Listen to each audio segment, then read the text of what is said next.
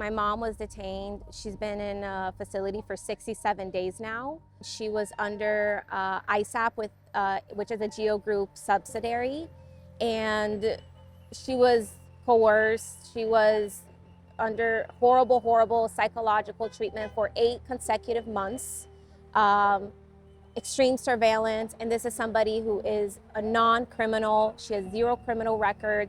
She's been in the US for over 20 years. She has 4 American-born children, 1 naturalized. My stepdad is a US citizen, currently going through cancer treatment. My youngest brother is 11 years old, and they just, despite her compliance, she's had perfect compliance while trying to get legalized with an approved I-130. She's been trying to get legalized for the past 13 years. She's been undergoing the process.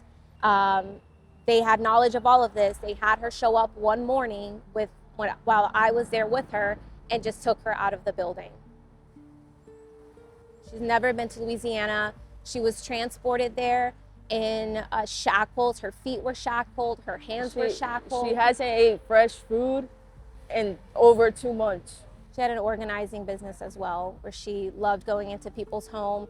Even as a charity event, she did that for families that were depressed and whatnot. She would go in there and clean and even like organize so they could just have a fresh start.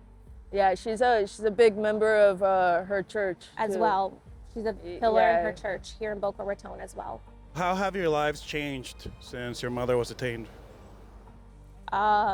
Drastically. I mean, we basically have to parent my brothers now because, you know, my stepdad's going through cancer. He works all the time trying to provide for my brothers. I have a brother that's 17, 15, and 11, and they're home all day. It's summertime. They don't have anybody to look out for them, to watch out for them. It depends on us, yeah. So it really does fall on us. And then we also have to help financially because her being in there, there's only one income now. And, you know, they take so much money. It's like $10 for like 5-minute phone call, you know? And yeah, it's like even to send my mom a message, anything, I have to 50 pay. cents Yeah. to receive and get anything back. And not to mention, the facility constantly goes through periods of where we have no contact with my mom, where she can't reach out to us. The treatment and the abuse from the guards there is something else. And again, this is a woman that like has never hurt a fly.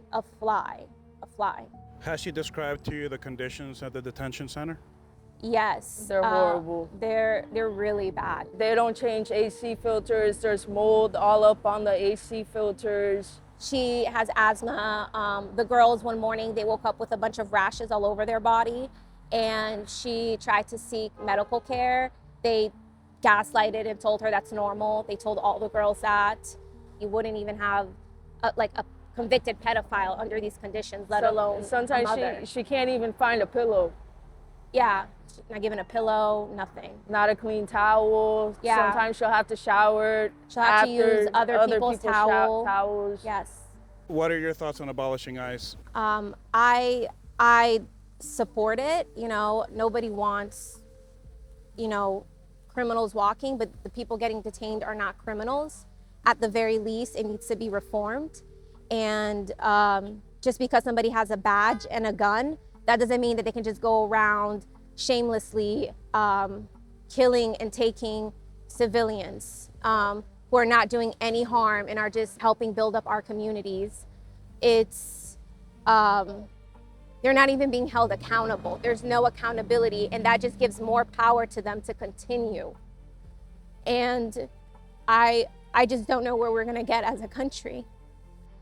Everything feels like a privilege now, like laying down in my bed, getting to eat breakfast, which some days I can even go, you know, I'm disgusted to eat because I know my mother, who once provided for me, is now doesn't have access to that. She's not cared for. Or, I mean, even having a pillow, like my sister said, like those are privileges that we see. So there's a lot of guilt that we even feel for having these, but it's definitely been disruptive in our everyday lives. we do everything to try so my younger brothers cannot feel the burden of what's going on, but they do feel it. They're always asking where my mom is. It's disrupted, my marriage, my daily life, my job, my school. But we've been sticking together. What's giving me the most strength is the biggest gift that my mom gave me, and it was to establish our family. So, like, being next to my sister, as hard as this is, it gives me a lot. And don't lose hope. Yeah. Because that's what they want. They want to make the situation so hard to the point where everybody gives up. But that's when you have to fight. That's when you have to keep. It's hard to get up in the mornings, but that's when you have to get up even more.